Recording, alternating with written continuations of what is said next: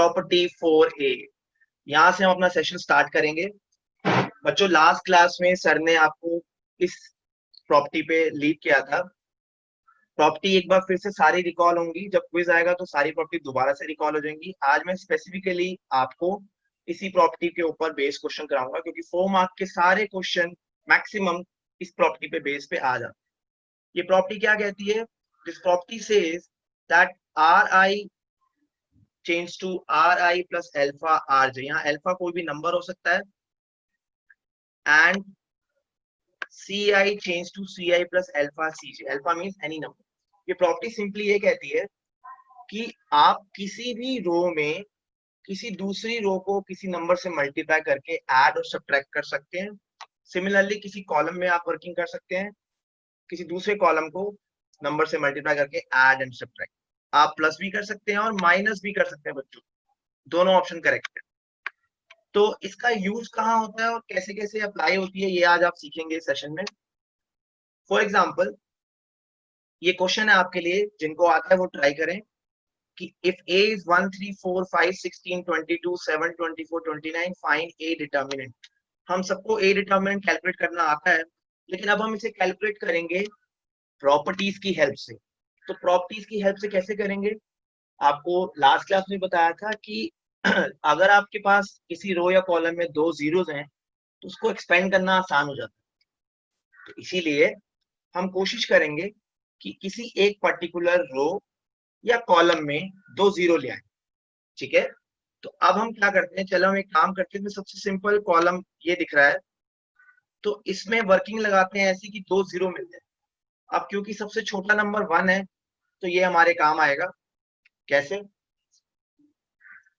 जैसे कि यहाँ 5 लिखा है, तो अगर हम 1 को 5 से मल्टीप्लाई करके इसमें से सब्ट्रैक्ट कर दें तो यहाँ 0 आ जाएगा। सिमिलरली 7 को 0 बनाने के लिए क्या करेंगे, 1 को 7 से मल्टीप्लाई करके अगर हम सब्ट्रैक्ट कर दें तो इसमें भी 0 आ जाएगा। तो आपके दो जीरो इजिली मिल जाएगा। तो वर्किंग क्या बनी बच्चों?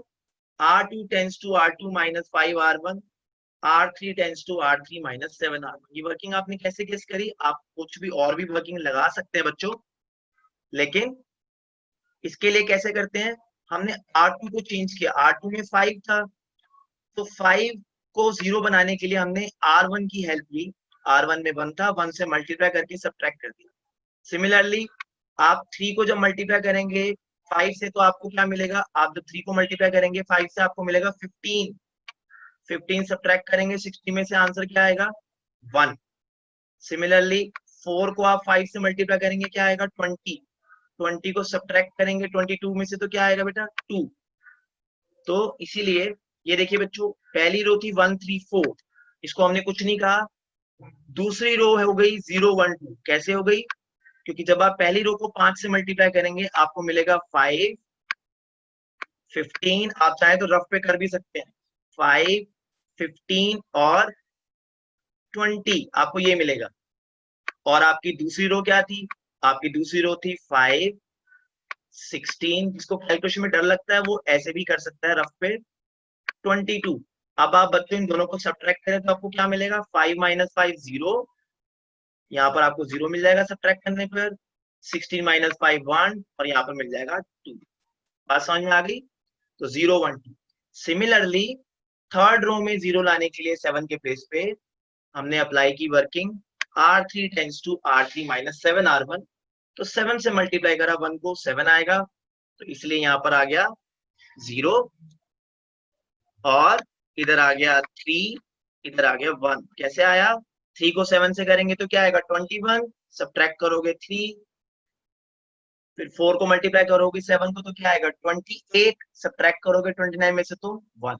तो ये क्वेश्चन बहुत ज्यादा रिड्यूस हो गया और आपको दो जीरो भी मिल गए।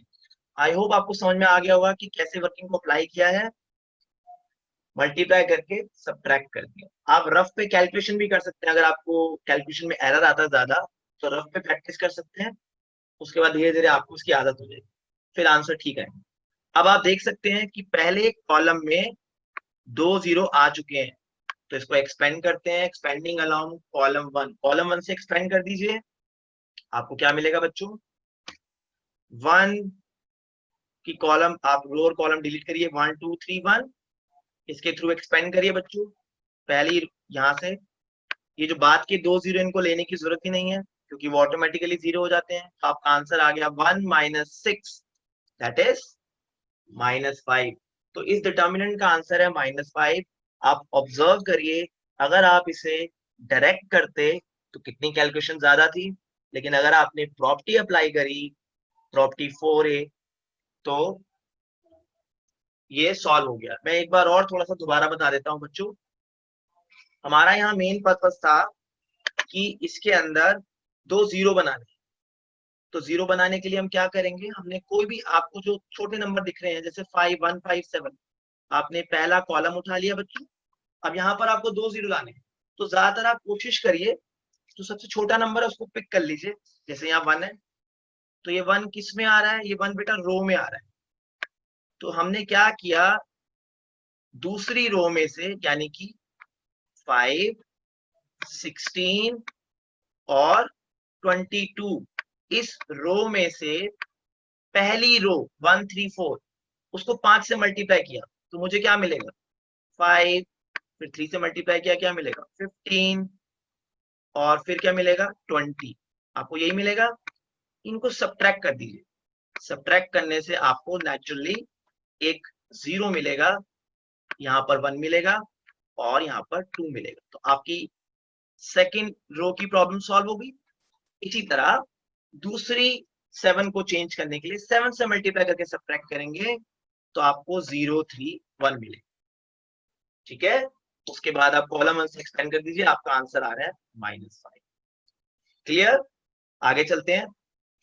एक क्वेश्चन आपके लिए बच्चों, आप इसको एक्सपेंड करिए प्लीज प्रॉपर्टी को यूज करके, यानी कि 2 जीरो बनाइए और इस डिटर्मिनेंट की वैल्यू लिखिए। मैं आपके आंसर का वेट कर रहा हूं, जल्दी से चैट बॉक्स में, और प्लीज कॉपी पे 2 जीरो बना के एक्सपेंड करिएगा, डायरेक्ट एक्सपेंड नहीं करना। ठीक है, ट्राई करिए बेटा, आंसर लिखिए इसका।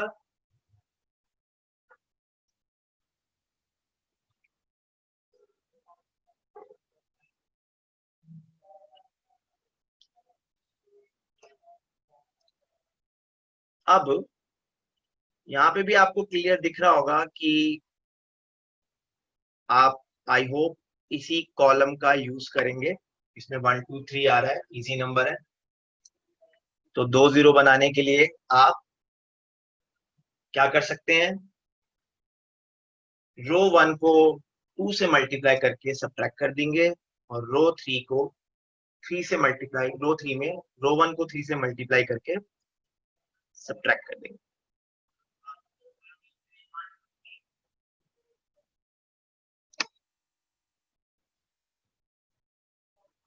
तो ये वर्किंग आप सबने आई होप लगाई होगी। R2 change to R2 minus 2R1 and R3 change to R3 minus 3R1। ठीक है, सबने यही वर्किंग लगाया है। तो बेटा इसका मतलब ये है कि आपकी R2 क्या है, आपकी R2 है 2 2। जिसको अभी भी डाउट है आप दोबारा देख लीजिए बेटा, 2 2 ये आपकी R2 है। आपने R1 को 2 से मल्टीप्लाई कर दिया तो आपको क्या मिला, 2, 5 को किया 10 और 6 को किया 12।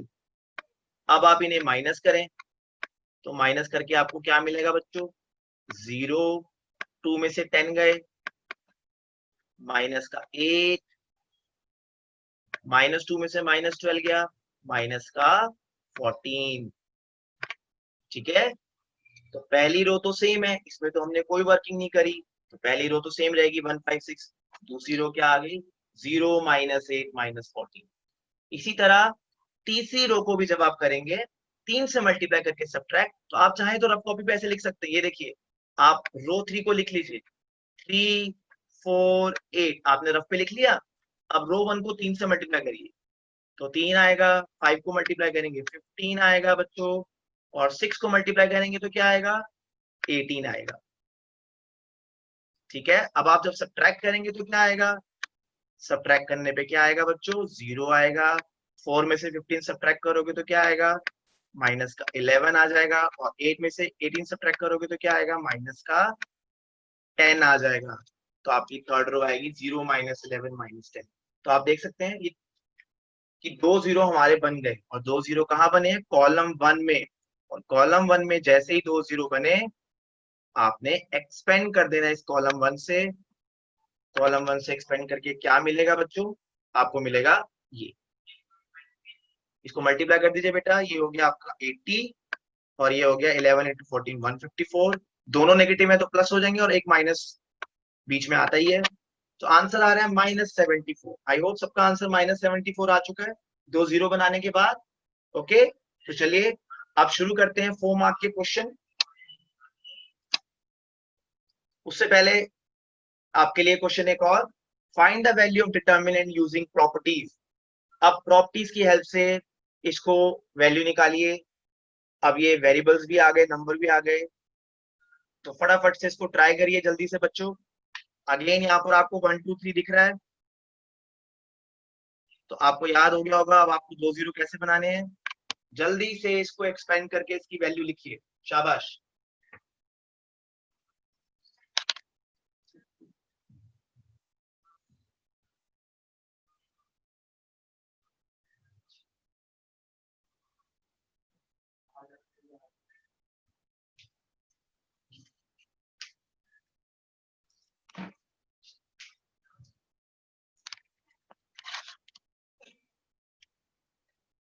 ऑलराइट, तो आपने अगेन वही सेम वर्किंग लगानी है।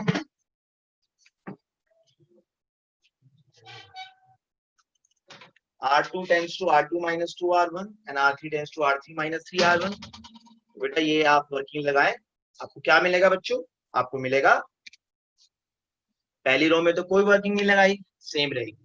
अब दूसरी रो में आपने क्या वर्किंग लगाई है, आपने 2 3 + 2p,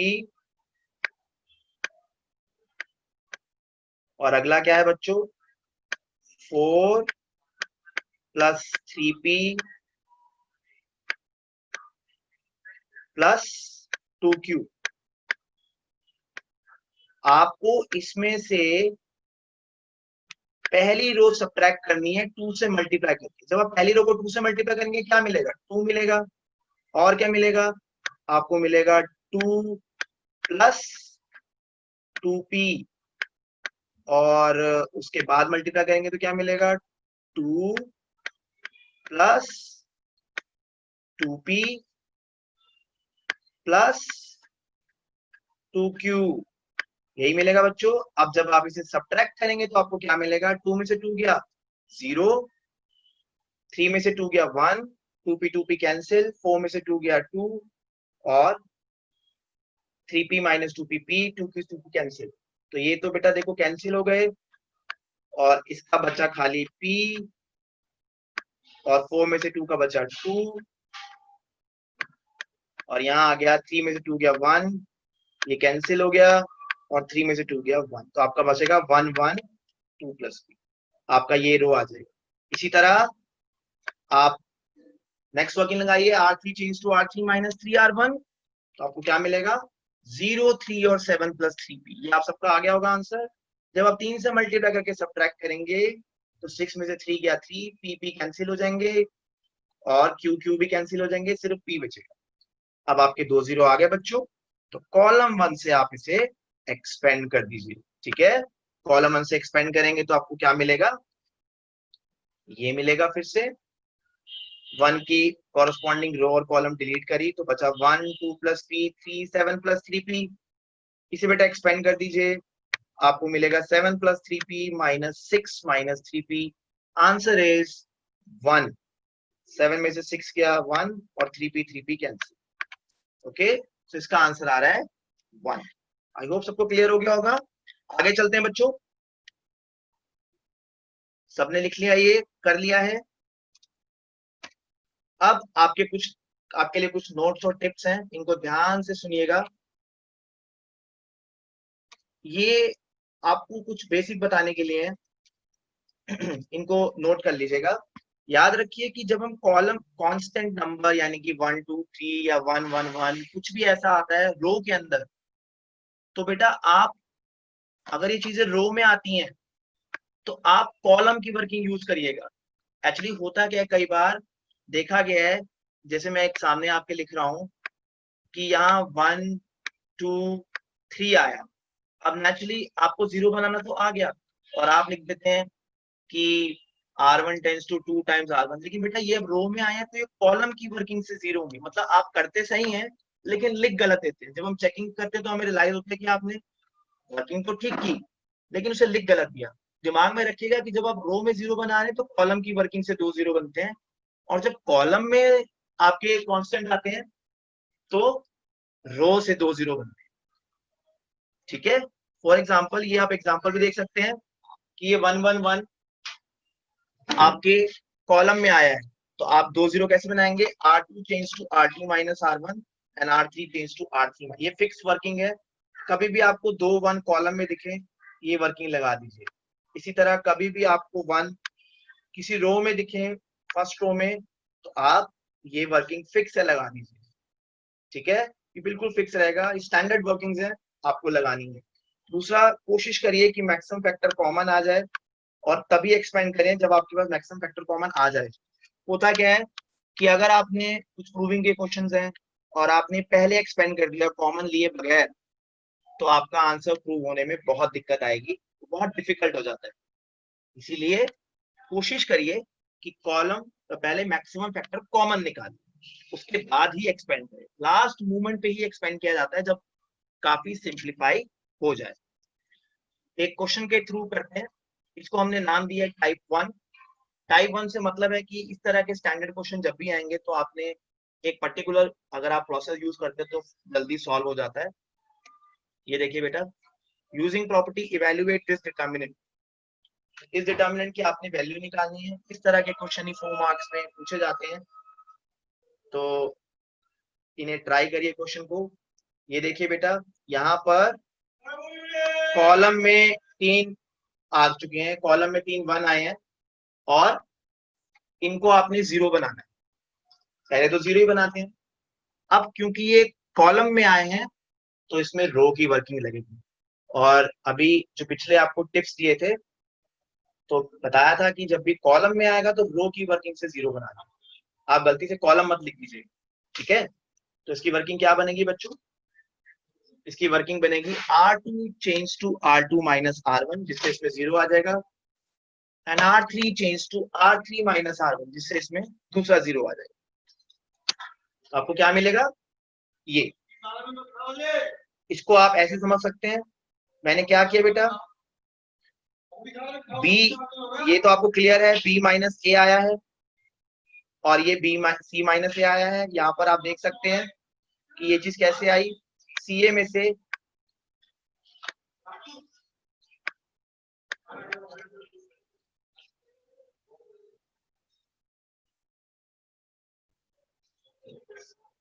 सीए में से आप क्या सब्ट्रैक्ट करेंगे बच्चों, बीसी। R1 में से R2 में से R1 सब्ट्रैक्ट किया ना, तो बेटा आपको दिख रहा है सी कॉमन है, सी कॉमन लेंगे तो आपका ये स्टेप आ जाएगा। इसी तरह ए बी में से क्या सब्ट्रैक्ट किया आपने, बीसी, तो आपको क्या कॉमन दिख रहा है, बी, तो आपका ये वाला स्टेप आ गया। ठीक है, अब आपको इसमें से कुछ कॉमन दिख रहा है, ये देखिए ध्यान से, सेकंड रो में बी माइनस ए है और a माइनस बी है, यानी कि ये कॉमन है। b माइनस ए और a माइनस बी एक ही बात है, माइनस का डिफरेंस है। तो आप क्या करिए, b माइनस ए कॉमन ले लीजिए। अगर आप b माइनस ए कॉमन ले लेंगे बच्चों तो आपको क्या दिखेगा, आपको मिलेगा, यहाँ देखिए, आप b माइनस ए जब रो 2 से कॉमन लेंगे तो आपका नेचुरली रो 2 में एक 0 आएगा, एक 1 आ जाएगा और वहां पर c की जगह क्या बचेगा, माइनस। इसी तरह जब आप नीचे से c माइनस ए कॉमन लेंगे तो यहाँ बच जाएगा 0 1 माइनस बी। इस तरह से taking factor b minus a and c minus a common, we get b minus a c minus a determinant. Okay, आपको समझ में आ गया माइनस सी कैसे आया, क्योंकि वहां a माइनस बी था। ठीक है, इसलिए ये माइनस सी आया और यहाँ पर माइनस बी आया। आपको 2 0 मिल चुके हैं बच्चों और 2 2 फैक्टर भी कॉमन दिख रहे हैं आपको।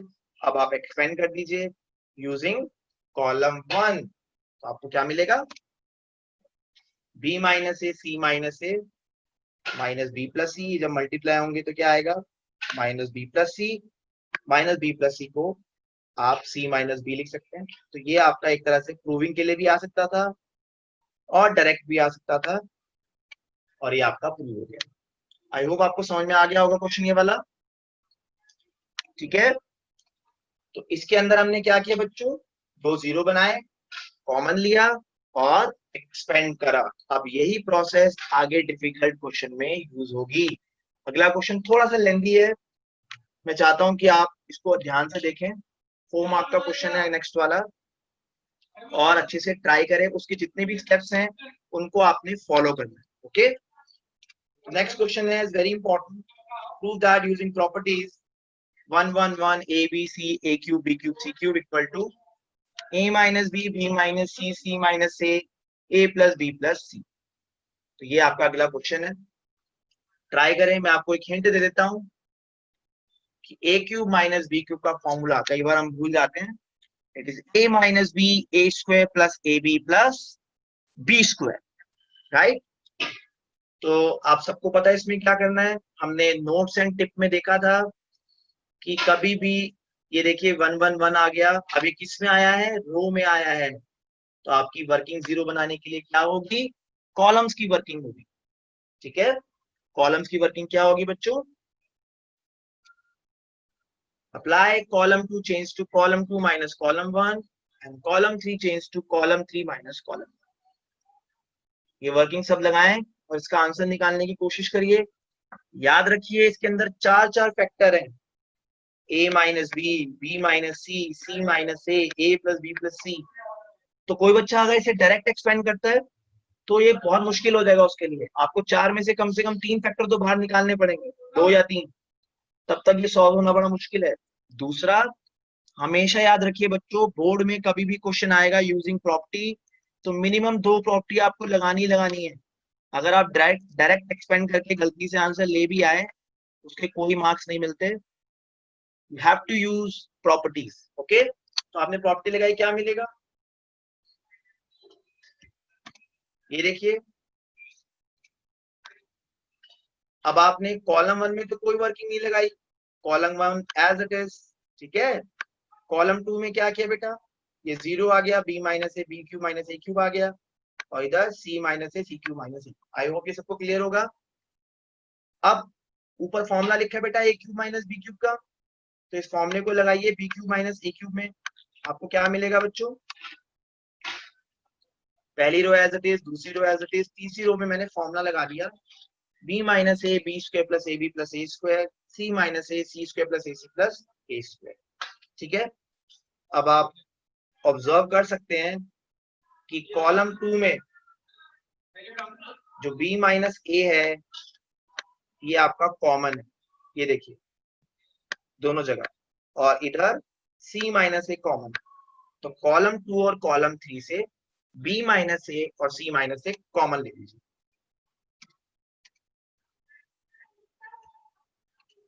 क्या मिलेगा बच्चों, अगर आप कॉमन लेंगे b minus A C minus A from column 2 and column 3, आपको क्या मिलेगा, ये। सबको क्लियर है। अब यहां पर मैं एक्सपेंड कर सकता हूं क्योंकि मेरे पास 2 जीरो आ गए हैं, 2 फैक्टर भी कॉमन है, लेकिन मैं एक्सपेंड नहीं करूंगा क्योंकि मेरे को फैक्टर ज्यादा कॉमन निकालने हैं। 4 फैक्टर थे तो 3 निकालने। तो ऐसे केसेस में आप क्या करेंगे बेटा, कोशिश करिए एक जीरो और बनाने। अब एक जीरो कैसे बनेगी, अब बहुत क्लियर दिख रहा है कि यहाँ दोनों तरफ 1 है, तो क्यों ना इन दोनों कॉलम को सब्ट्रैक्ट कर दिया जाए ताकि हमें जीरो मिल जाए।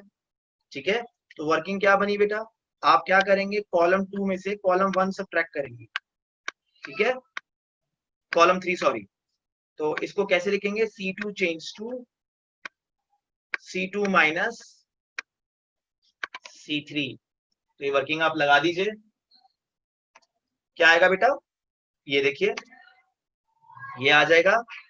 इसमें आप नोट करने वाली बात है कि जब आप सब्ट्रैक्ट करेंगे तो देखो बेटा ए स्क्वायर तो कट ही जाएगा, तो बचेगा क्या, B square minus C square A B minus A C. Like term अगर आप साथ लिखते हैं तो जल्दी आपको समझ में आता है।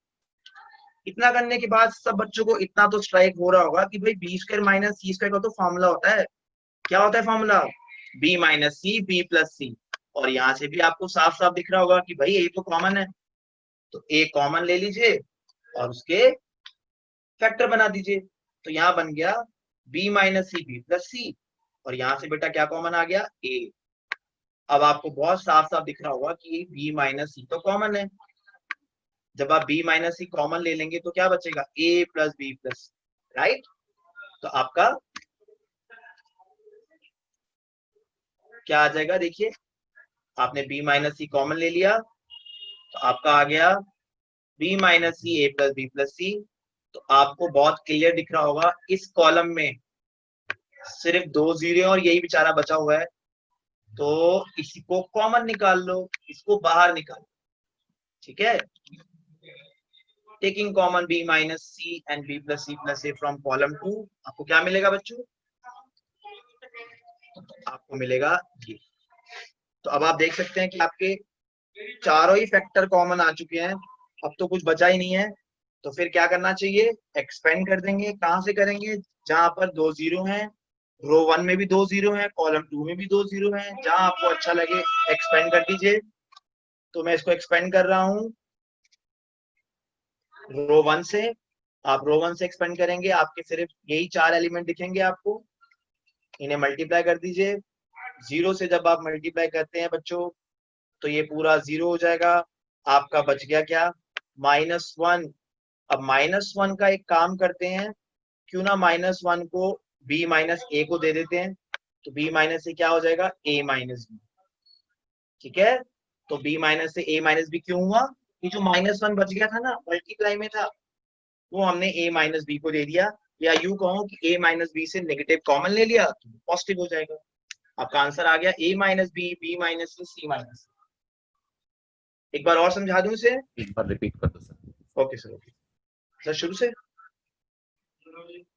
तो इसको मैं एक बार आपको एक बार और हल्का सा रिकॉल करा देता हूँ इसको, क्योंकि इंपॉर्टेंट क्वेश्चन है।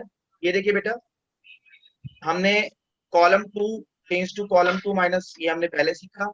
इससे हमें B cube minus A cube मिल गया। हमने A cube minus B cube के बेटा फॉर्मूले लगा दिए। फॉर्मूले क्या थे, B cube minus A cube का B minus A B square plus A B plus A square, और सी माइनस ए का C square plus A C plus A square. यहाँ तक सबको क्लियर है। उसके बाद बच्चों कॉलम 2 में से b माइनस ए कॉमन ले लो, और कॉलम 3 में से c माइनस ए कॉमन ले लो। आपको क्या मिलेगा, आपको मिलेगा ये, ठीक है। और कॉमन लेने के बाद आपका बच जाएगा ये चीज। यहाँ तक सबको क्लियर होगा आई होप, क्योंकि आपने कॉमन लिया है, ठीक है। आप यहाँ पर तो जीरो है तो कोई दिक्कत ही नहीं है, तो बाकी कॉमन लिया, ये बच गया। अब आप चाहें तो एक्सपेंड कर सकते हैं बच्चों, यहाँ पर भी आप एक्सपेंड कर देंगे, आंसर आ जाएगा। लेकिन और छोटा करने के लिए क्या करते हैं, चलो एक आध जीरो और बनाते हैं। तो हमने क्या किया, इन दोनों वन को देखा और इनको आपस में सब्ट्रैक्ट कर दिया। इसे कैसे लिखेंगे, इस तरह से। सब्ट्रैक्ट करने पे आपको क्या मिलेगा, 0, ठीक है। और जब आप ये सब्ट्रैक्ट करेंगे यहां से, तो ए स्क्वायर कैंसिल हो जाएंगे, बचेगा क्या, B square A B minus C square minus A C. उसको हमने ऐसे लिख दिया बच्चों। अब यहाँ पर आके हम फंस जाते हैं, इससे निकलना कैसे बेटा, जो लाइक टर्म आप देखिए स्क्वायर स्क्वायर है, इसका आपको बहुत क्लियर फॉर्मूला याद होगा, B minus C B plus C, और यहाँ से कॉमन दिख रहा होगा ए। जब आप ये कॉमन लेंगे तो ये बचेगा, ठीक है। अब आप यहाँ पर ध्यान से देखिए कि इस वाले टर्म में b माइनस सी कॉमन है, तो अगर आप b माइनस सी कॉमन ले लेंगे बच्चों तो बचेगा a प्लस बी प्लस सी, ठीक है। तो ये आ जाएगा आपका इस तरह से,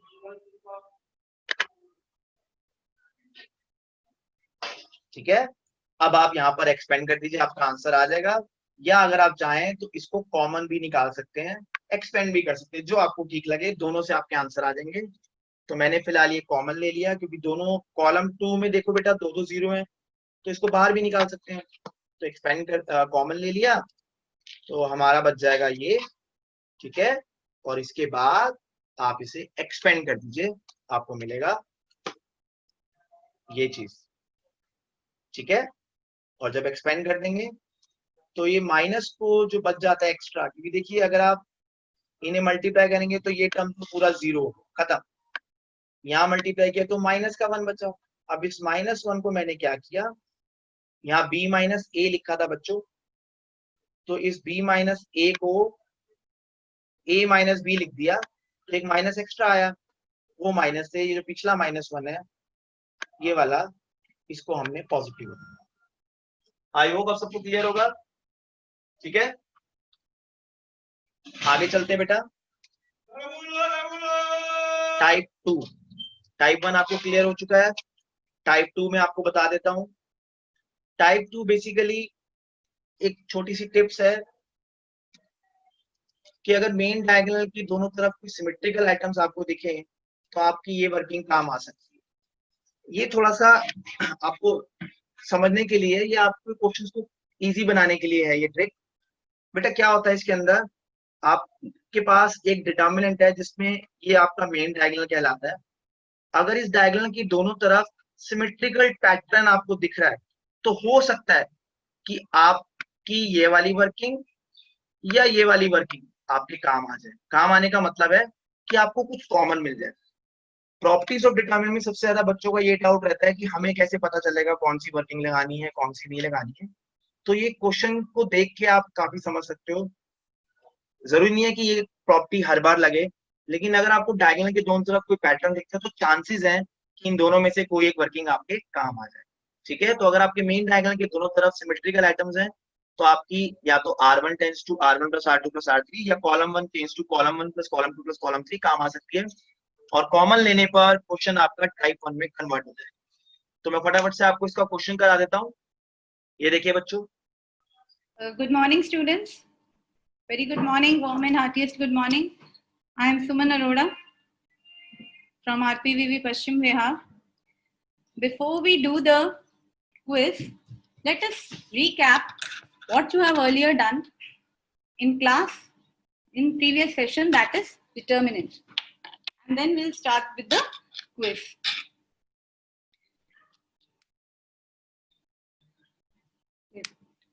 Now see, the word actually determinant कहाँ से आता है? It comes from the word determining whether the following system of equations, ये आप क्लास 10th में ऑलरेडी कर चुके हैं बेटा, उसी को थोड़ा सा लिंक करते हैं ताकि ये आपकी मेमोरी की ब्रेन के डीपेस्ट लेयर तक बैठ जाए कि डिटर्मिनेंट एक्चुअली होता क्या है।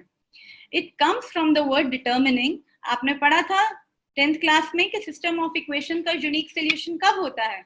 When the ratio A1 by A2 is not equal to B1 by B2, as you can see here. Now if you cross multiply, it becomes A1 B2 should not be equal to A2 B1. That is A1 B2 minus A2 B1 should not be equal to 0.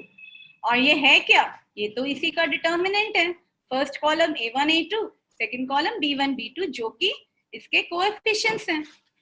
तो determinant actually हुआ क्या कि जब भी system of equations हमारे पास हैं बेटा, तो हम कैसे चेक करेंगे? हम सॉल्व तो तब करें ना जब उसका सोल्यूशन, यूनिक सोल्यूशन उसका एग्जिस्ट करता है, इनफाइनाइट सोल्यूशन एग्जिस्ट करते हैं या नो सोल्यूशन है, तो why to solve? So the word determinant arose. Okay, now let's continue.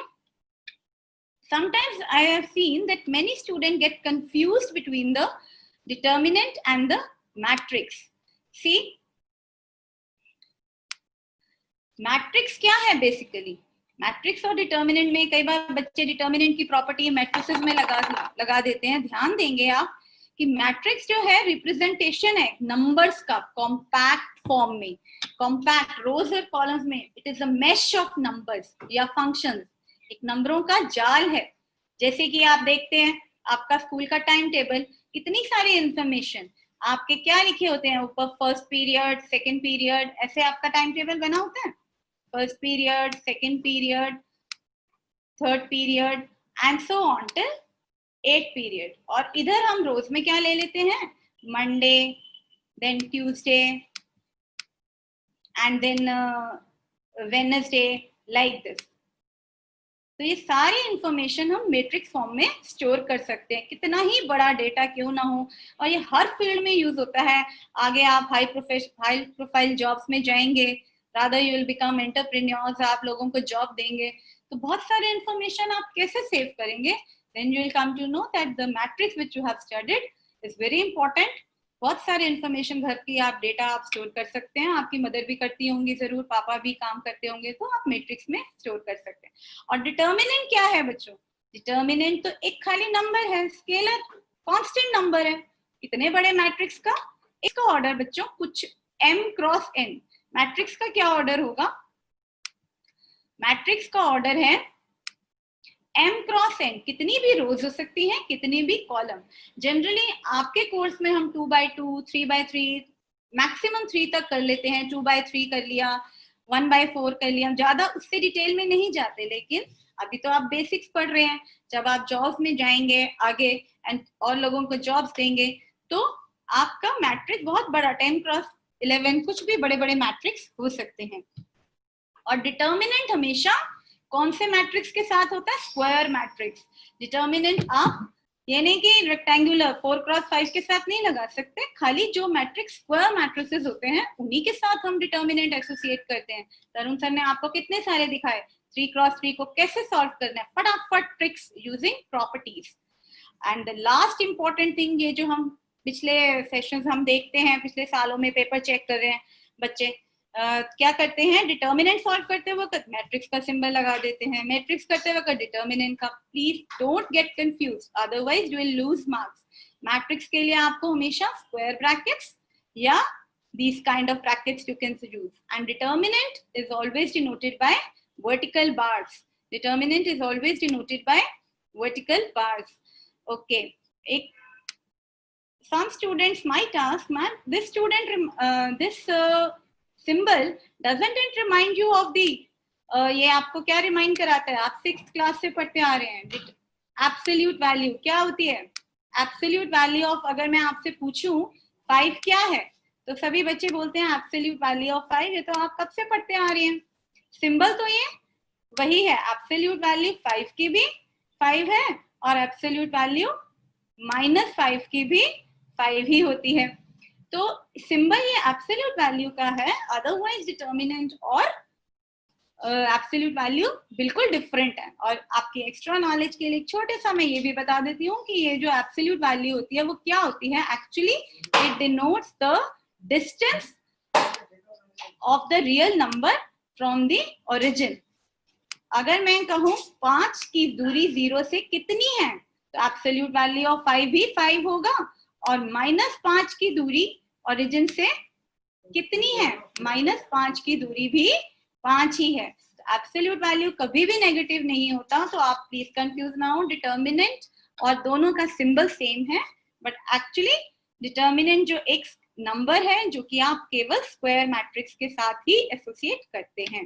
Let's continue further. Don't ever do the mistake between matrix and determinant. Okay, let's recall all the properties, because before we do the quiz you should be able to recall all the properties.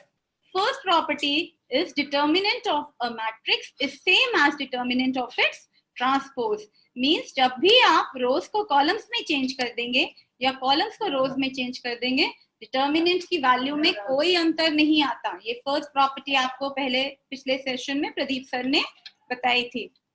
Now the next property is if any two rows or columns of a determinant are interchanged, तो क्या रहता है?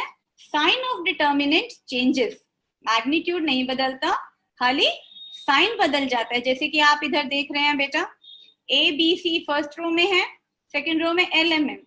हमने second row और first row को interchange कर दिया। Second row को फर्स्ट रो को हमने जब इंटरचेंज किया, what we have seen, only the difference is minus sign. Magnitude will remain same. Next property which you have learnt, if any two rows or columns of a determinant यदि same है या proportional है, then the value of the determinant is 0. एक बार एक छोटा सा example इसका देख लेते हैं ताकि हमें क्वेश्चंस करने में आसानी हो। Okay, let's see. जैसे कि आप ये देखें, फर्स्ट रो में देखने में ये डिटर्मिनेंट डिफिकल्ट लग रहा है, 99, 101, 65। तो generally at a first step glance पे कई बार स्टूडेंट स्टार्ट कर देते हैं जी चलो इसको एक्सपैंड करते हैं, बट एक छोटी सी ऑब्जर्वेशन से आपका कितना टाइम सेव होता है बेटा। अगर आप ध्यान से देखें, रो 1 और रो 2 के एलिमेंट्स किस रेशो में है, 1 डिवाइडेड बाय 13। थोड़ा सा भी अगर हम ध्यान से देखें, आप देख सकते हैं 2/26 दिस इज इक्वल टू 2/26 भी हमारा क्या है, 2 डिवाइडेड बाय 26। इसका रेशियो भी 1/13 है। 1 into 13 13, 2 into 13 26, 5 into 13 65। तो हमने क्या देखा, elements of first row and second row are in same ratio, so the value of the determinant is 0. Next, if each element of a row or column is multiplied by a constant k, then the value gets multiplied by k. See how? जैसे कि आप इस determinant में easily देख पा रहे हैं, second row में आपका क्या है, 2l 2m 2m। तो हम डायरेक्ट एक्सपैंड नहीं करेंगे, एक ऑब्जर्व किया कि 2 फैक्टर कॉमन है, यू कैन स्ट्रेट अवे आप किसी भी एक रो से या एक कॉलम से फैक्टर कॉमन ले सकते हैं। From here I have taken 2, so this determinant is equal to twice of this determinant. Okay, so let's continue. ये प्रॉपर्टी पे तो अभी आपने तरुण सर से क्वेश्चन सीखे कि जब भी आप ये प्रॉपर्टी लगाते हैं कि Ri goes to Ri plus KRJ या Ci goes to Ci plus KCJ, हम ये अप्लाई करते हैं, किसके लिए अप्लाई करते हैं, to obtain maximum number of zeros. और जिस रो या कॉलम में ज्यादा जीरोस होते हैं उसी से हम एक्सपैंड करते हैं, तो चाहे वो प्लस माइनस प्लस से चले या माइनस प्लस माइनस से चले, ताकि हमारा टाइम सेव हो। क्योंकि खेल तो बेटा मैथ्स में है ही यही, तभी कर लेते हैं क्वेश्चन, जो कम समय में करता है that is the person who wins the race. Okay, now let us see some few very interesting properties of the determinants. These properties, little observation and you will be able to score very high marks. And first property ध्यान से देखें, वो तो अभी आपकी basic properties थी, अब पहली प्रॉपर्टी ध्यान से देखें, determinant of A B is equal to determinant A into determinant B. ये कहाँ यूजफुल होगी, सपोज मैं आपको कहूं डिटर्मिनेंट ए इज 10 और सपोज मैं आपसे कहूं determinant B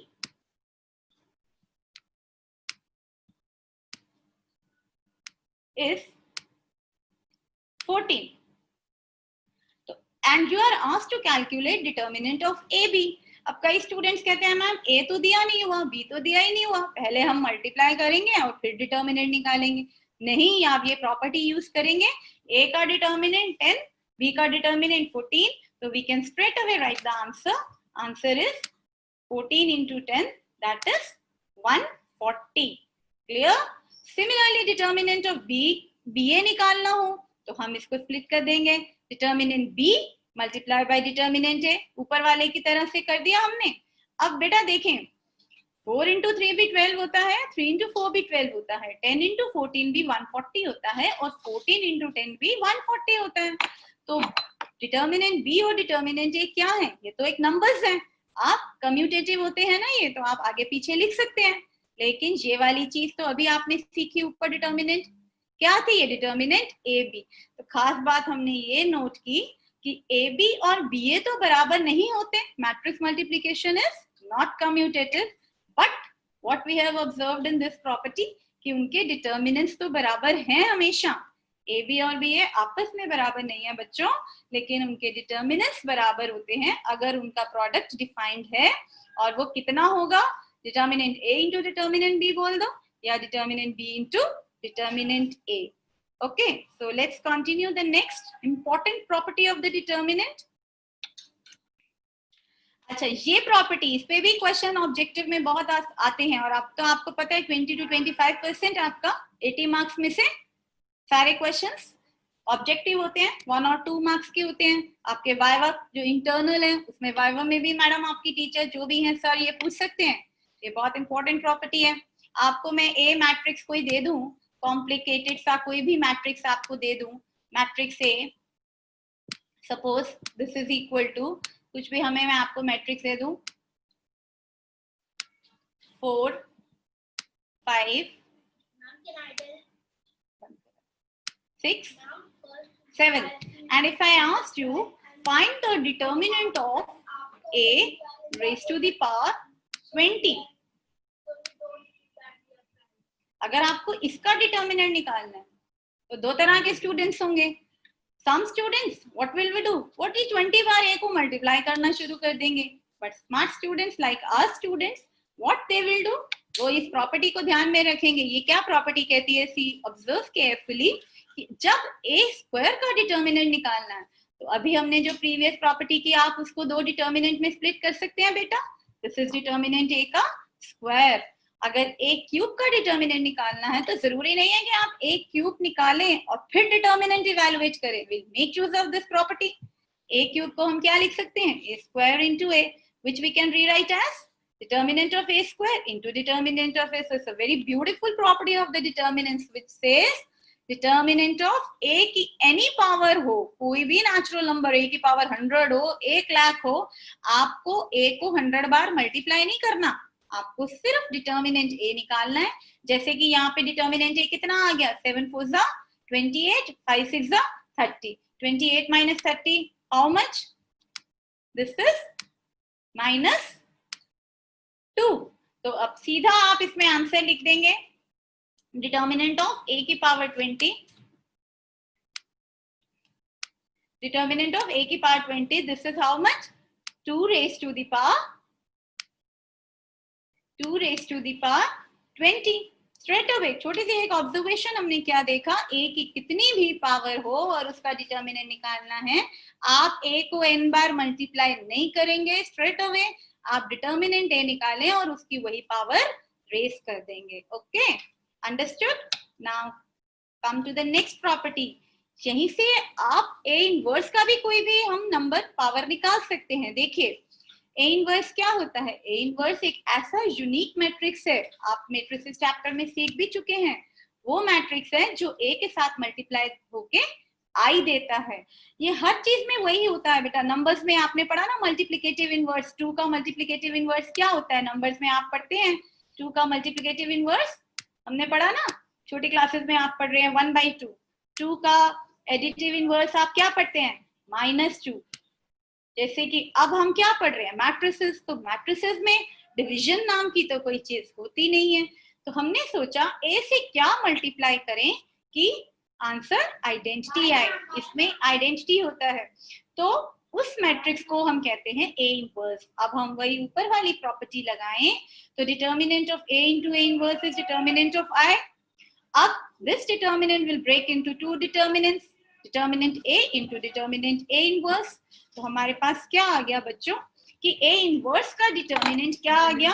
1 by determinant a provided determinant a should not be 0. Observe करेंगे डिवीजन बाय 0 तो वैलिड नहीं होता.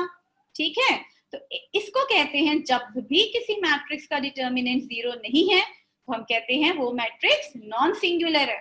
और जिसका 0 होता है उसको हम सिंगुलर मैट्रिसेस कहते हैं. इस पे भी अक्सर क्वेश्चन पूछा जाता है आपका. तो हमने ये क्या लर्न किया? इसमें एक फॉर्मूला हमने लर्न किया कि जब भी हमें डिटर्मिनेंट a इनवर्स निकालना है तब भी हमें सिर्फ किसकी जरूरत है? डिटर्मिनेंट a की. स्ट्रेट अवे उसका रेसिप्रोकल किया और a इनवर्स का डिटर्मिनेंट. अब यही मैट्रिक्स अगर आपके पास है और मैंने आपसे पूछा डिटर्मिनेंट ऑफ a इनवर्स तो स्ट्रेट अवे आप आंसर देंगे इट इज -1/2. यानी कि यहाँ से a इनवर्स निकालेंगे. अपना टाइम सेव करना, एक्ट स्मार्टली, बिकॉज हमें रेस में अगर जीतना है तो आपको स्मार्टली एक्ट करना ही होगा. Coming to the next observation. See, अभी बताया मैंने बच्चों आपको अगर डिटर्मिनेंट ए 0 है, अगर डिटर्मिनेंट ए 0 होता है तो उस मैट्रिक्स को हम क्या बोलते हैं? सिंगुलर. और नॉट इक्वल टू 0 है तो नॉन सिंगुलर. ओके, थोड़ा सा रिकॉल करें, शशांक सर ने आपको क्या बताया था? अगर ए मैट्रिक्स आपको गिवन है लाइक दिस तो ए इनवर्स शॉर्टकट मेथड एक आपको बताया था कि ये जो आपके नॉन डायगोनल एलिमेंट्स हैं, ये जो हमारे नॉन डायगोनल एलिमेंट्स हैं बी और सी, इनको क्या करें? इनके साइन बदल दो. और जो डायगोनल एलिमेंट्स हैं बेटा आपके ए और डी, इनको आपको क्या करना है? इन्होंने आपको शॉर्टकट मेथड 1 मार्क के लिए बताया था, इंटरचेंज कर देते हैं और नीचे क्या लिखते हैं? तब हमने डिटर्मिनेंट पढ़ा नहीं था, नीचे हमने क्या लिखा, AD माइनस BC, और अब हम जान चुके हैं कि ये टर्म क्या होती है, this is nothing but the determinant A। तो A और जो ये वाला मैट्रिक्स है आगे आप पढ़ेंगे नेक्स्ट सेशन में, इसे हम थोड़ा फास्ट करो। हाँ जी सर, थैंक यू। इसे हम बोलते हैं एडजॉइंट A। तो A इनवर्स कब एग्जिस्ट करेगा, जब डिटर्मिनेंट A 0 नहीं है, जब भी वो नॉन सिंगुलर होगा तो डिटर्मिनेंट हम कहेंगे A इनवर्स एग्जिस्ट करेगा। ओके, नाउ सी, अगर आपको डिटर्मिनेंट ऑफ KA निकालना है, अब ये बहुत बेसिक बच्चे जनरली मिस्टेक करते हैं, मैं अपने प्रीवियस एक्सपीरियंस से बता रही हूँ। जब भी आप K को मल्टीप्लाई करते हैं मैट्रिक्स से, तो क्या होता है मैट्रिक्स में, आपने देखा सारी चीजें आपकी सारी एंट्रीज K से मल्टीप्लाई हो जाएंगी, और जब आप डिटर्मिनेंट लेंगे तो पहली रो से K बाहर आया, दूसरी रो से आपका K बाहर आया, और तीसरी रो से भी हमारा K बाहर आ गया। कितने K बाहर आए, क्योंकि ये 3x3 ऑर्डर था तो K की पावर 3 बाहर आई। तो what we are left with, K cube determinant A। तो ये property determinant of KA is equal to K raised to the power n into determinant is very useful property। ठीक है, फॉर एग्जाम्पल अगर मैं आपको A मैट्रिक्स दे दूं, कुछ भी वही वाला अगर आप सोचें, इक्वल टू, क्विज का टाइम कम बचेगा मैडम, फास्ट करो। ओके, सिंपल सा हम एक लेते हैं 1 2 5 11, and suppose if I asked you to calculate the value of determinant,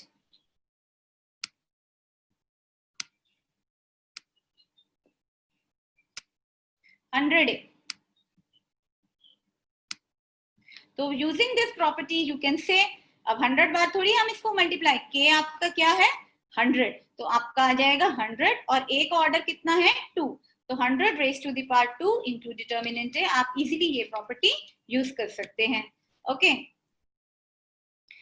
then come further, diagonal matrix किसको कहते थे, as the very name suggest, diagonal matrix हम किसको कहते हैं कि नॉन डायगोनल एलिमेंट्स सारे 0 हो। डायगोनल एलिमेंट्स आपके कुछ भी हो सकते हैं, उसके ऊपर की एंट्रीज, ऊपर का समान, और नीचे की एंट्रीज सारी 0 होनी चाहिए। अब खास बात क्या है, जब भी आपको डायगोनल मैट्रिक्स की डिटर्मिनेंट निकालना है तो स्ट्रेट अवे बेटा आपको क्या करना है, इन तीनों डायगोनल एलिमेंट्स को मल्टीप्लाई कर दो and you will straight away obtain the result ABC। Learn this जब भी आपको डायगोनल मैट्रिक्स का डिटर्मिनेंट निकालना है। Next is scalar. स्केलर कब होते हैं, डायगोनली होते हैं जब आपके डायगोनल एलिमेंट सेम हो। तो यहाँ पे आपके ये भी डायगोनल ही है, लेकिन सारे डायगोनल एलिमेंट सेम है, तो इसका डिटर्मिनेंट क्या होगा, this is given by K cube, सारों को आपने मल्टीप्लाई कर दिया।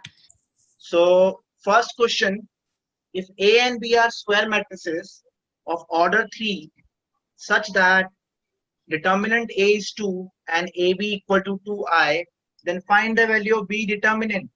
आपके पास 4 ऑप्शन है, option A 1 2 4 and 3।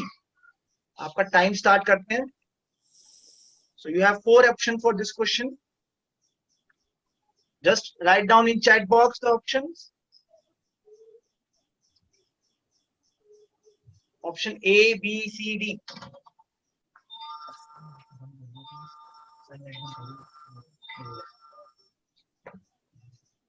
Okay, student, 20 seconds over. So let's see the correct option. Correct option is C। Why?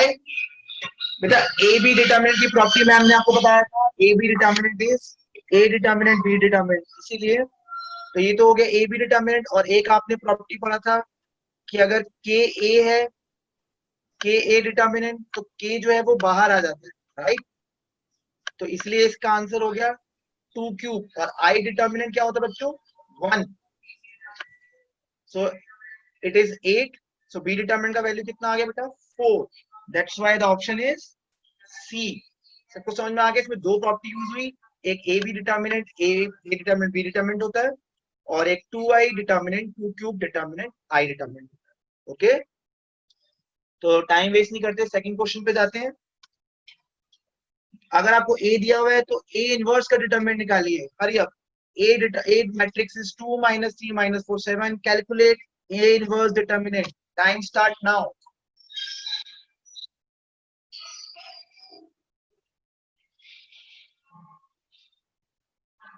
Very good, answer निकालिए बेटा इसका। ए इनवर्स का डिटर्मिनेंट निकालिए।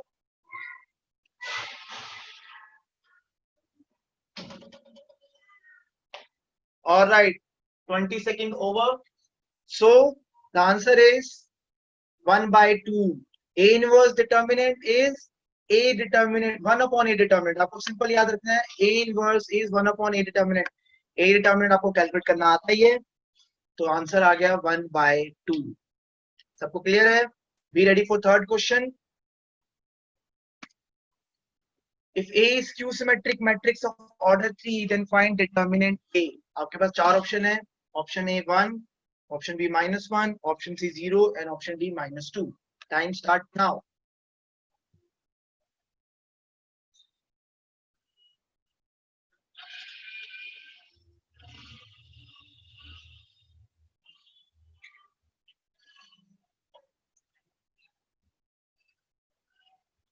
ऑलराइट, तो इसका आंसर है बच्चों option, time up, option is C. Reason क्या था बेटा? वही टिप्स में हमने लिखा था मैम ने कि स्क्यू सिमेट्रिक का जब ऑर्डर ऑड होता है तो उसका आंसर 0 आ जाता है, और ये इसका प्रूफ है क्योंकि स्क्यू सिमेट्रिक में A determinant equal to minus A determinant, और माइनस जब बाहर आता है तो ऑड नंबर की वजह से वो नेगेटिव हो जाता है, इसलिए ये ट्वाइस हो जाता है। ठीक है, सो ए डिटर्मिनेंट का वैल्यू आएगा 0, ये हमने टिप्स में भी देखा था। ये आप एग्जांपल से भी समझ सकते हैं। अगर आप किसी स्क्यू सिमेट्रिक मैट्रिक्स को एक्सपेंड करेंगे, इसका ऑर्डर 3 है, तो वो हमेशा 0 आएगा। अगला क्वेश्चन के लिए तैयार हो जाइए। अगर ए स्क्वायर मैट्रिक्स है जिसमें ए डिटर्मिनेंट 2 है, तो बेटा ए इंटू ए ट्रांसपोज का डिटर्मिनेंट क्या होगा? Your time start now. जल्दी से चैट बॉक्स में लिखिए, अगर ए डिटर्मिनेंट 2 है, किसी को स्क्रीन विजिबल नहीं है तो मैं बोल रहा हूँ उसको सुनिए। अगर ए डिटर्मिनेंट 2 है तो ए इंटू ए ट्रांसपोज का डिटर्मिनेंट की वैल्यू क्या होगी? ए इंटू ए ट्रांसपोज को डिटर्मिनेंट का वैल्यू क्या होगा? Alright, so answer is 4। Reason, first property use किया कि ए बी का डिटर्मिनेंट जो होता है, मैडम ने आपको बताया था, A B whole determinant is equal to A determinant and B determinant. Okay, तो इसीलिए ये प्रॉपर्टी यूज करी और आपका आंसर 4 आ जाएगा। ठीक है, अगला question, for what value of x the matrix is singular. जल्दी से इसका आंसर दीजिए। सिंगुलर का मतलब मैडम ने बता दिया था, सबको याद होगा, एक होता है वर्ड सिंगुलर, एक होता है नॉन सिंगुलर। सिंगुलर का मतलब ए डिटर्मिनेंट 0 होता है, और नॉन सिंगुलर का मतलब A determinant not equal to 0 होता है। तो x का वैल्यू लिखिए बच्चों जल्दी से, क्या आएगा? अगर वैल्यू इसकी मैट्रिक्स सिंगुलर है तो x क्या होगा? टाइम अप, चेक करते हैं आंसर। x का वैल्यू होगा बच्चों 3। क्यों? डिटर्मिनेंट सिंगुलर है। आप डिटर्मिनेंट की वैल्यू कैलकुलेट करिए बच्चों, और x का वैल्यू आ जाएगा 3। सबको डिटर्मिनेंट कैलकुलेट करना आ गया है। डायगोनल एलिमेंट मल्टीप्लाई करते हैं ये वाले और सब्ट्रैक्ट करते हैं, आंसर आएगा 3। ओके, अगले क्वेश्चन पे चलते हैं। Be ready.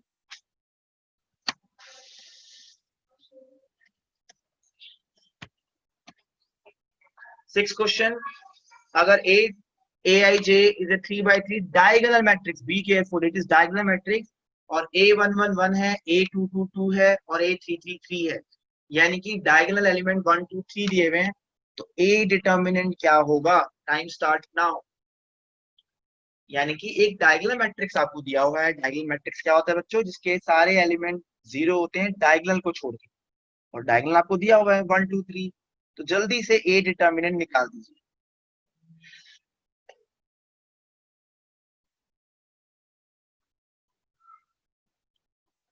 तो इसका आंसर आएगा 6। इसको आपको एक्सपेंड करने की जरूरत नहीं है बच्चों। डायगोनल मैट्रिक्स की एक प्रॉपर्टी होती है कि उसका डिटर्मिनेंट एक्सपेंड करना है तो डायगोनल एलिमेंट को मल्टीप्लाई कर दो। 1 इंटू 2 इंटू 3, आंसर इज 6। सबको क्लियर है? Next question, right the value of sin 20 minus cos 20 sin 70 cos 70। इसका डिटर्मिनेंट निकालिए। चार ऑप्शन है, 1 -1 0 sin 50। जल्दी से करिए बच्चों।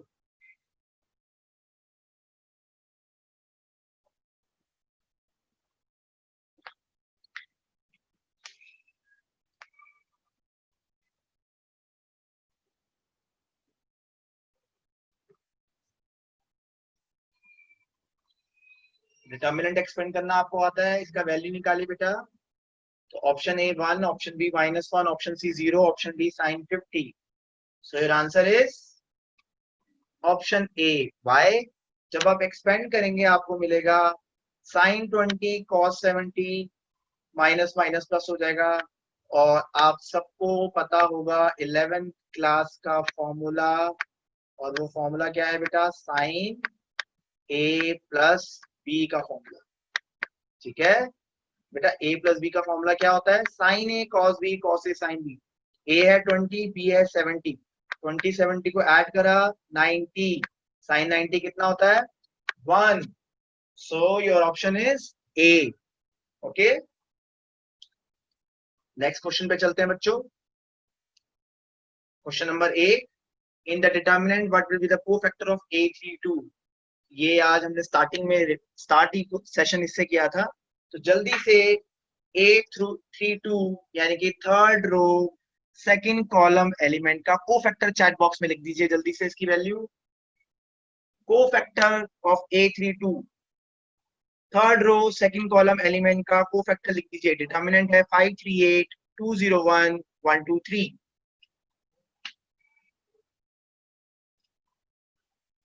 Cofactor third row second column, यानी कि इसका कोफैक्टर निकालना है। तो इसका कॉरस्पॉन्डिंग रो और कॉलम डिलीट किया। ये 3 + 2 है यानी कि 5 ऑड नंबर। इन चारों का डिटर्मिनेंट लेंगे, आंसर आएगा 11। तो सबका आंसर 11 आ रहा है। वेरी गुड, बहुत बच्चे करेक्ट आंसर दे रहे हैं। आई रियली अप्रिशिएट बेटा, वेरी गुड, बहुत अटेंटिव है आप। एक्सीलेंट पीस ऑफ वर्क, बहुत बढ़िया। अपनी स्पीड भी आपने बढ़ानी है। तो अगले क्वेश्चन के लिए तैयार रहिए। 9th question, right the value of determinant of a plus iota. ये आयोटा बेटा आई नहीं है, आयोटा है a plus iota b, c plus iota d, minus c plus iota d, a minus iota b। 11th class complex number iota, imaginary number. तो जल्दी से इसकी value chat box में लिखिए क्विकली, आपका टाइम भी खत्म हो रहा है। इसके बाद लास्ट क्वेश्चन आएगा, तो आंसर चेक कर लीजिए। इसका आंसर है a² + b² + c² + d²।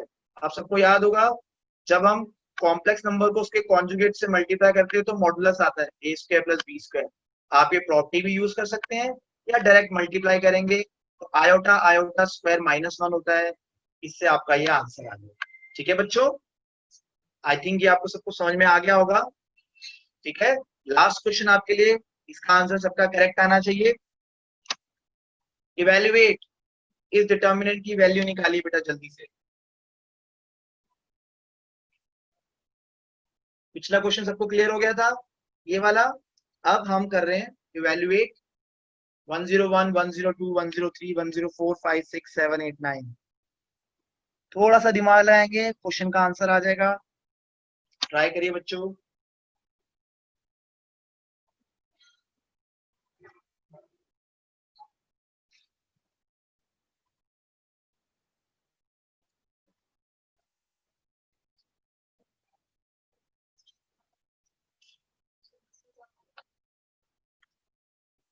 पिछले आंसर अब आ रहे हैं, थोड़ा सा स्पीड हमने बढ़ा दी थी, कोई बात नहीं। अब आप आराम से इस क्वेश्चन को करिए।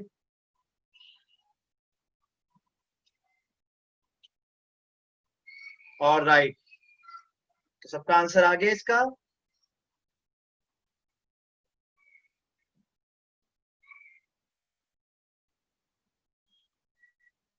चेक करते हैं बेटा इसका आंसर। पिछले क्वेश्चन आंसर सही आए हैं, बिल्कुल, वेरी गुड। इसका आंसर के लिए हम वर्किंग लगाएंगे, वही जो आपको सिखाया था।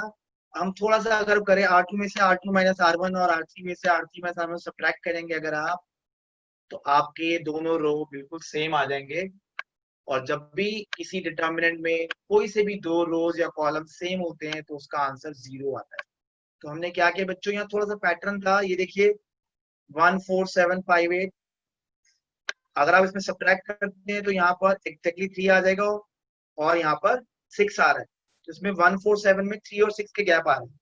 तो यहाँ से हिंट मिला और ये दो वर्किंग लगाते ही इसका आंसर क्या आया? 0। ठीक है, तो इस क्वेश्चन का आंसर था 0। Sum of the session.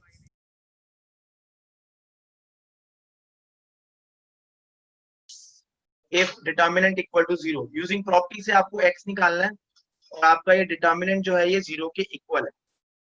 तो जिनको आता है यहाँ से बेटा आपको x की वैल्यू निकालनी है, ठीक है, वो ट्राई करें और एक बार समझ लीजिए। ये आप देखिए इस क्वेश्चन में ऑब्जर्व करिए कि जो ये डायगोनल है इसके दोनों तरफ एक सिमेट्रिकल पैटर्न सा दिख रहा है, 2x 2x 2x, और यहाँ पे भी 2x 2x, ये तो सेम ही है बिल्कुल। तो इसमें आप r1 change to r1 plus r2 plus r3 या column 1 change to column 1 plus column 2 plus column 3, ये वर्किंग लगा के देखिए। ये देखो मैं फिलहाल ये लगा रहा हूं, आप चाहें तो कॉलम की भी लगा सकते हैं, तो आपको क्या मिलेगा, ये देखो बेटा याद रखिए मैंने क्या किया है कि मैंने सिर्फ फर्स्ट रो को चेंज किया है। फर्स्ट रो में क्या चेंज किया है कि मैंने फर्स्ट रो में ये वाली दोनों रो ऐड कर दी, ठीक है। तो 2x 2x 4x plus x 5x plus 4, इधर भी 5x प्लस 4 और ये भी 5x प्लस 4। तो आपकी पहली रो आ गई 5x plus 4 5x plus 4 5x plus 4, right. इसका मतलब 5x प्लस 4 कॉमन है। तो ये देखिए सेकंड रो और थर्ड रो में कुछ नहीं किया, ये एज इट इज, ठीक है बच्चों। तो आपका 5x प्लस 4 कॉमन आ गया और जैसे ही वो कॉमन आएगा तो क्या होगा बच्चों, आपका बचेगा रो 1 में 1 1 1, ठीक है। यानी कि 1 1 1 का मतलब क्या है, आपका क्वेश्चन टाइप 1 में आ गया, ठीक है। तो आपने R1 आप चाहे तो बेटा कॉलम में भी लगा सकते हैं, C1 change to C1 plus C2 plus C3, वो वर्किंग भी बिल्कुल ठीक है, एकदम करेक्ट है। कॉमन ले लिया आपने बेटा, 3 1 आ गए। अब 3 1 आ गए तो फिर से 2 0 बनाते हैं। Applying column 2 change to column 2 minus column 1 and column 3 change to column 3 minus column 1, क्या आएगा बेटा, 2 0 आ जाएंगी, ठीक है।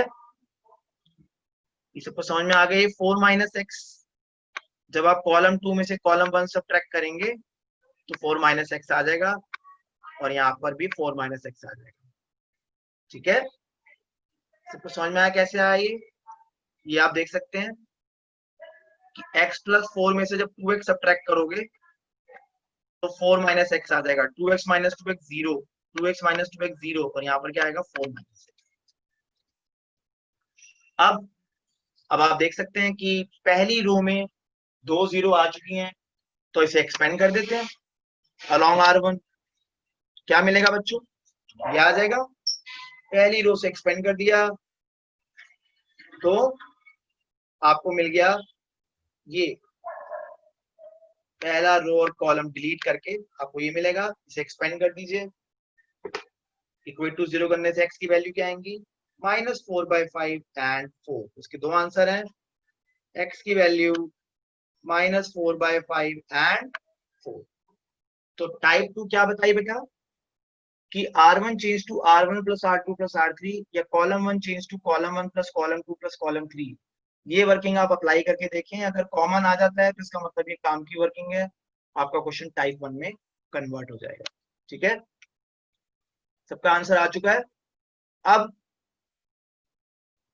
एक क्वेश्चन आपके लिए, यहाँ पर k एक कांस्टेंट है, प्रॉपर्टी की हेल्प से फटाफट k की y की वैल्यू निकालिए।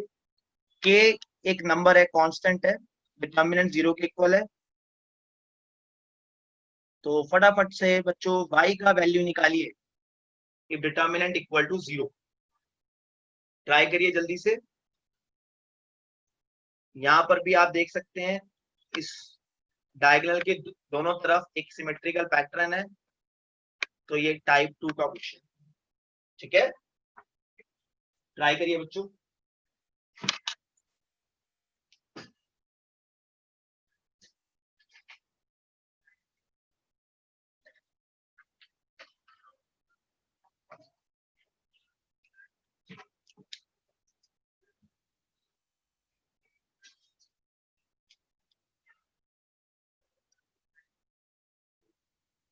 आंसर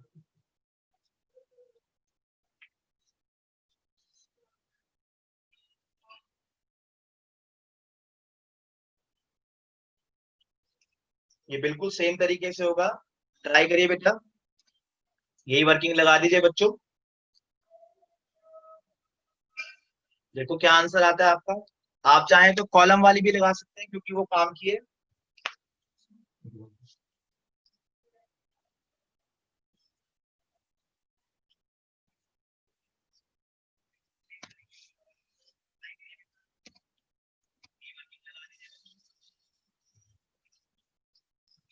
ये आंसर आ रहा है बच्चों।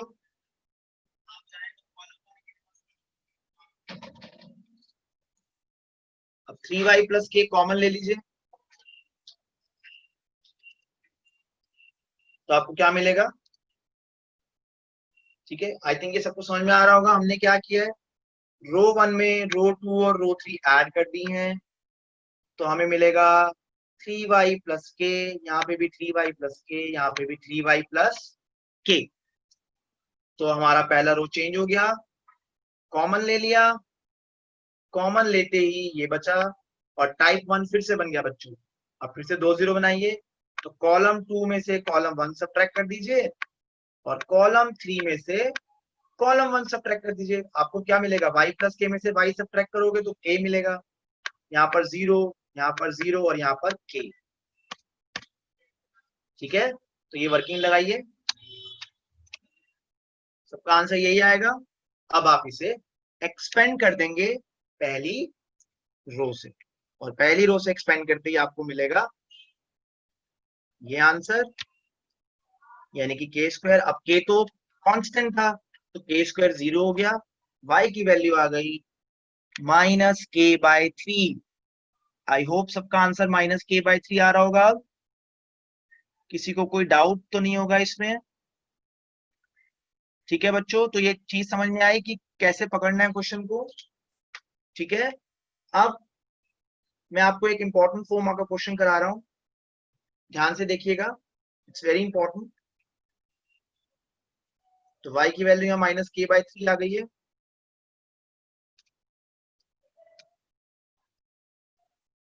Prove that. अब ये क्वेश्चन बहुत इंपॉर्टेंट है, प्रॉपर्टी से आपको इसको प्रूव करना है। और इस क्वेश्चन में देखिए 4 मार्क का क्वेश्चन है बेटा, बोर्ड में आ भी चुका है ये पहले, वेरी इंपॉर्टेंट। यहां देखिए बेटा, फिर से इस रो के दोनों तरफ एग्जैक्ट नंबर नहीं है लेकिन पैटर्न सेम लग रहा होगा आपको, X Y Y, X Z Z. तो मैं ये नहीं कह रहा कि हर बार इसमें लगेगा, लेकिन चलो एक बार ट्राई करके देखते हैं इसमें वर्किंग। तो पहले हम अप्लाई करते हैं R1 change to R1 plus R2 plus R3। जब हम ये वर्किंग लगाएंगे रफ पे तो मुझे मिलेगा x plus Y plus 4z। अगर आप इन्हें ऐड करेंगे आपको क्या मिलेगा, x plus Y plus 4z। अगर आप इन्हें ऐड करेंगे तो क्या मिलेगा, आपको मिलेगा y plus z plus 4x।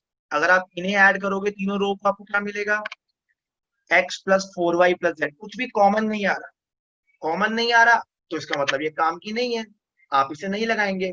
ठीक है, चलो अब दूसरी ट्राई करके देखते हैं, कॉलम वाली। जब आप कॉलम में, यानी कि पहले कॉलम में ये वाले कॉलम ऐड करेंगे तो आपको क्या मिलेगा,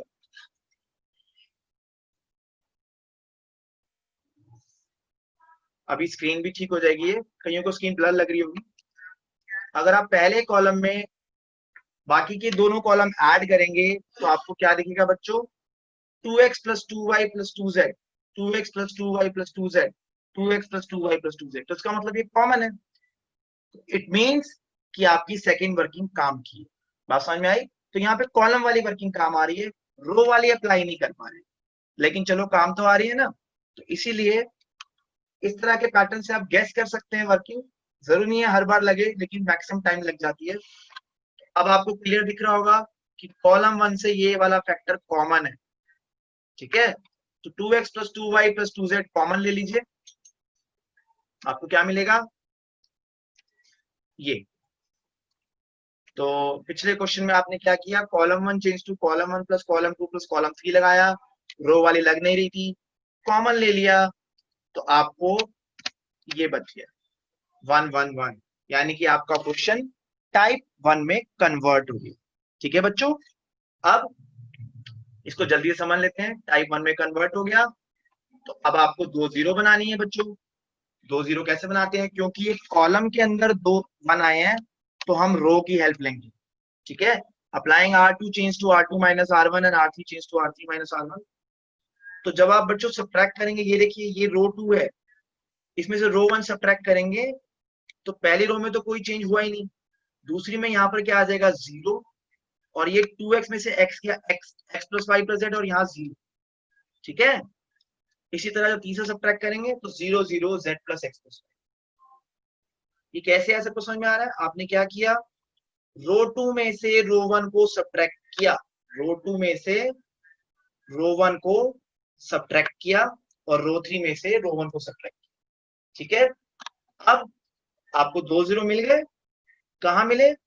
आपको पहले कॉलम में मिले। एक्सपेंड कर दीजिए यहां से, जैसे ही एक्सपेंड करेंगे तो आपके पास ये 4 बचेंगे, y plus Z plus x और 0 प्लस एक्स। तो इन चारों को आपने क्या लेना बच्चों, इन चारों का डिटर्मिनेंट लेना, ठीक है। तो आपके पास ये आ जाएगा, इसको आप एक्सपेंड करिए, एक्सपेंड करते ही क्या होगा बेटा, ये जो है होल स्क्वायर हो जाएगा, और होल स्क्वायर जब आपस में मल्टीप्लाई से होगा तो हो जाएगा होल क्यूब, ये वाला क्वांटिटी 0 हो जाएगा, आपकी राइट हैंड साइड आ जाएगी। तो ये क्वेश्चन समझ में आ गया सबको? वेरी गुड, आई होप ये आपको समझ में आ गया होगा। आपका क्विज का टाइम भी हो रहा है, मैं एक लास्ट क्वेश्चन आपको टाइप सिखा रहा हूँ, उसके बाद सुमन मैम आपको क्विज कराएंगी, इसको जल्दी से देख लें। टाइप 3, इस टाइप को हम नेक्स्ट क्लास में या बाद में अच्छे से फिर डिस्कस करेंगे इसके ऊपर बेस्ड क्वेश्चन। आज मैं आपको इसका एक इंट्रोडक्शन सा दे रहा हूँ। मान लीजिए आपका क्वेश्चन आया 1x x square 1 x x square 1 prove that equal to 1 minus X cube. अगर आप देखें तो इसके अंदर भी डायगोनल के दोनों तरफ सिमेट्री है, यानी कि इसके अंदर भी वर्किंग लग सकती है, R1 change to R1 plus R2 plus R3, बिल्कुल सही बात है, लग सकती है, और उससे क्वेश्चन भी हो जाएगा। लेकिन अगर आपको दिखे कि आपका जो रिजल्ट है, यहाँ पर क्या है रिजल्ट 1 माइनस एक्स क्यूब, अगर वो किसी तरह वर्किंग लगा के डायरेक्ट आ रहा है तो ये आपका एक शॉर्टकट बन जाएगा, ठीक है। इसको थोड़ा सा समझ लेते हैं बच्चों, ये क्या चीज है। इसका मतलब ये है कि आपका रिजल्ट क्या है 1 माइनस एक्स क्यूब। अगर आपको कोई वर्किंग स्ट्राइक नहीं करती या कोई आपको वर्किंग आपकी लग नहीं पा रही, तो आप क्या करें, आप क्या वर्किंग करके 1 माइनस एक्स क्यूब ला सकते हैं। यहाँ पर ध्यान से देखिए 1 एक्स स्क्वायर तो ये रहा, तो अगर मैं इसको x से मल्टीप्लाई कर दूं तो ये एक्स क्यूब हो जाएगा, और अगर मैं इसको 1 में से सब्ट्रैक्ट कर दूं तो मुझे 1 माइनस एक्स क्यूब मिल जाएगा, राइट। तो इसका मतलब 1 माइनस एक्स क्यूब लाना आसान है, ठीक है। तो 1 माइनस एक्स क्यूब कैसे ला सकते हैं बच्चों, हम एक वर्किंग से ला सकते हैं। तो इस क्वेश्चन को अगर मैं प्रॉपर्टी से सॉल्व करूं तो रिमेंबर लेफ्ट हैंड साइड लिया, आप इसको टाइप 2 से सॉल्व कर सकते हैं, लेकिन मैं शॉर्टकट बता रहा हूं। आप यूज करिए row 1 change to row 1 minus X R2। मैंने वर्किंग क्यों लगाई बच्चों, क्योंकि इससे डायरेक्ट रिजल्ट आ रहा है, ठीक है।